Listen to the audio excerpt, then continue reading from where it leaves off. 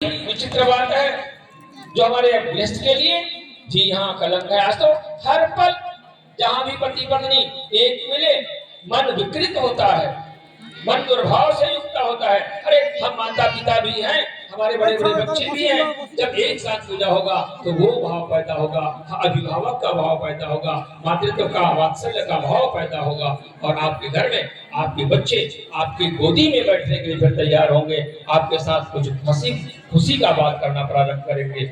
आप घर के माहौल को ऐसा बनाने का प्रयास करें, आप स्वयं साधना करें, मंत्र लेखन करें, गुरु जी का साहित्य को पढ़ें। लगने चाहिए हमारे बच्चों को। हमारी माता अम्मा जी भी पढ़ती है, मेरे पापा जी भी पढ़ते हैं और हमारे सभी भाई पढ़ते हैं। ये जो इसको पढ़ेगा उसकी पढ़ाई शानदार होगी, उसके जीवन में अच्छाई आएगी। भाई बहनों, ये सामान्य गुरु जी ने लिखा है छोटे छोटे साहित्य। यहाँ जो सभी की गृहस्थी है, सभी के बाल बच्चे हैं, सभी के कारोबार हैं, लेकिन जब गुरु जी का बुलावा आता है भाई और बहनों, हम किसी की का परवाह नहीं करते।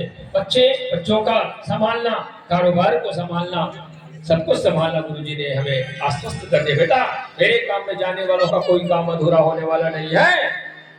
उनके बच्चों की पढ़ाई भी शानदार, उनके जीवन का भविष्य भी शानदार। और आज बिल्कुल बेरोक टोक बिना कोई शंका गुरु जी के कार्यों में जहां भी जाना हुआ, दक्षिण बस्तर में जाना हुआ, गुजरात में जाना